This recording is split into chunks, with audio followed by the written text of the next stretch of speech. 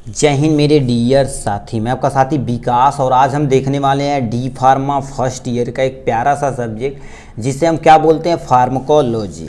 इसके पहले हम क्या कर दूँ कि 3 लेक्चर पूरा डिटेल में ले चुके हैं। इसके आज हम लेक्चर लेने वाले हैं बायो अवेलेबिलिटी, यानी चैप्टर नंबर फर्स्ट का एक प्यारा सा टॉपिक है।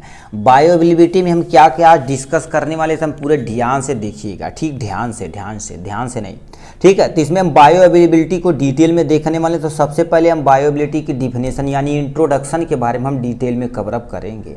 उसके बाद क्या उद्देश्य है बायो अवेलेबिलिटी का हमारे शरीर के अंदर, फिर क्या करेंगे, कौन कौन से ऐसे फैक्टर हैं जो बायो अवेलेबिलिटी को क्या कर देते हैं, अफेक्ट करते हैं। इन सबको हम डिटेल में आज कवर अप करने वाले हैं, ठीक है। तो सिलेबस में हम देखते हैं हमें क्या क्या चीज़ पढ़ना पड़ेगा। इसे हम क्या कर देते हैं, स्क्रॉल करके यहाँ से, ठीक है, इस पर कर देते हैं। तो इसमें हम आपको सिलेबस यदि दिखा दें, ठीक है, सिलेबस दिखा दे तो आपको इतना चीज़ें देखिए क्या करना है, ठीक है।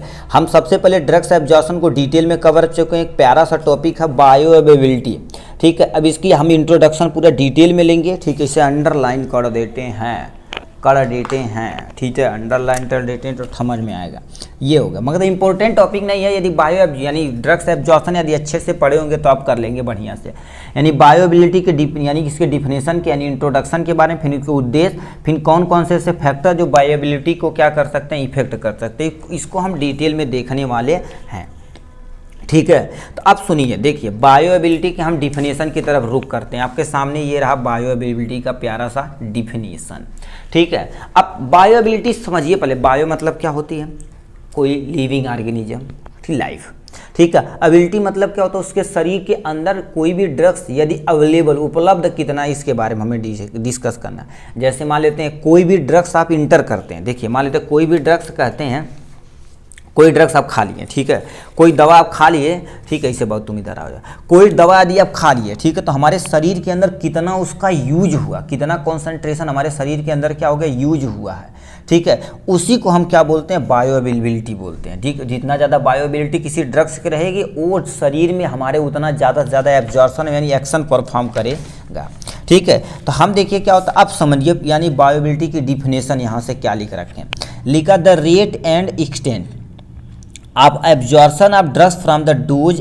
from administration by any rate, any route as determined by its concentration curve, sorry concentration time curve is in blood. मतलब क्या कह रहे हैं कि देखिए हमारे कोई भी हमारे तो कोई ड्रग्स लिए, कोई मत दवा लिए, हमारे शरीर के अंदर इंटर कर दिए, ठीक, किसी भी रूट के द्वारा, कह रखा एनी रूट के द्वारा, कोई टेंशन नहीं।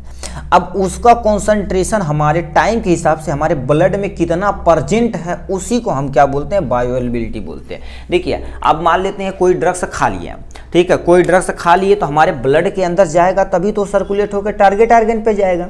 तो वही चीज़ क्या रखा, उसका जितना कॉन्सेंट्रेशन, यदि जितनी ज़्यादा कॉन्सेंट्रेशन हमारे ब्लड के अंदर रहेगा उतना ज़्यादा वो टारगेट ऑर्गन पे इफेक्टिव रहेगा।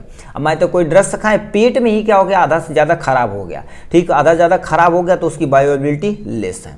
तो वही चीज़ यहाँ से लिख रखा। फिर क्या रखा है, और करके दिया, it is actual amount of drugs which reach into the systematic circulation. देखिए वो क्या है, एब्जॉर्प्शन के द्वारा हमारे ब्लड के अंदर कितना ड्रग्स हमारे शरीर के अंदर पहुंचा है after absorption is called bio availability. मतलब क्या हो गया, यानी ड्रग्स खा लिए तो एब्जॉर्ब हुआ, एब्जॉर्प्शन के बाद हमारे ब्लड में सिस्टमेटिक आर्टरीज में, मतलब ब्लड में कितना दवा का परसेंटेज बचा है, पाया गया है या निकलता है, कितना एक्चुअल में अमाउंट होता है, उसी को बायो अवेलेबिलिटी बोलते हैं, ठीक है।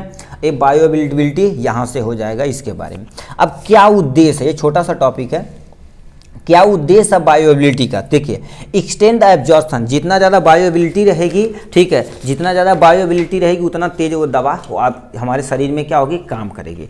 तो यानी एक्सटेंड ऑफ एब्जॉर्प्शन। दूसरा क्या रहेगा, रेट ऑफ एब्जॉर्प्शन। अब बताइए जिस ड्रग्स की जितना तेज एब्जॉर्प्शन होगा, जितना तेज एब्जॉर्प्शन होगा उतना तेज क्या होगी, बायो अवेलेबिलिटी देखने को मिलती है। तो ये चीज़ लिखा है, रेट ऑफ एब्जॉर्प्शन उतना तेजी से ये होगा।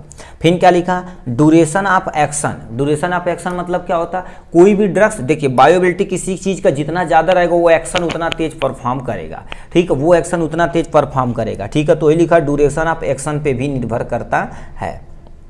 टॉक्सिक कॉन्सेंट्रेशन, टॉक्सिक कॉन्सेंट्रेशन भी उसी पर निर्भर करता है। जैसे मान लेते हैं आप जिंक फास्फाइड मतलब चूहे मार दवा खा लिए, या आप क्या कर लिए एल्युमिनियम फास्फाइड खा लिए मतलब जिसे सल्फास कहते हैं, तो हमारे शरीर के अंदर क्या होता है, देखो एब्जॉर्प्शन तेजी से होगा, हमारे ब्लड के कॉन्सेंट्रेशन में ज़्यादा पाया जाएगा। तो देखेंगे नहीं वो जो जहर और खाते हैं उनकी नसें क्या हो जाती है, पूरी ब्लैक कलर की हो जाती है, ब्लू कलर की हो जाती है। तो यानी इनका ये उद्देश्य, हमारे पास इतना चीज़ है जो हमारे ड्रग्स एब्जॉर्प्शन को क्या कर सकते हैं, इफेक्ट कर सकते हैं। ठीक है, सॉरी इफेक्ट नहीं, ये उद्देश्य है उनका। सिंपल से समझिए उद्देश्य में क्या लिखिएगा, कोई भी ड्रग्स जितना ज़्यादा एब्जॉर्प्शन होगा उतनी ज़्यादा बायोअवेलेबिलिटी होगी। पहला, जितना ज़्यादा एब्जॉर्प्शन होगा उतना ज़्यादा ब्लड कॉन्सेंट्रेशन में प्रेजेंट रहेगा, उसका ड्यूरेशन एक्शन उतना तेजी से रहेगा। ठीक, फिर क्या होगा, टॉक्सिक कॉन्सेंट्रेशन। अब बताइए, मान लेते हैं हमारे ब्लड के अंदर टॉक्सिक कॉन्सेंट्रेशन ज़्यादा इंक्रीज कर जाए तो टॉक्सिसिटी ज़्यादा प्रोड्यूस करेगा।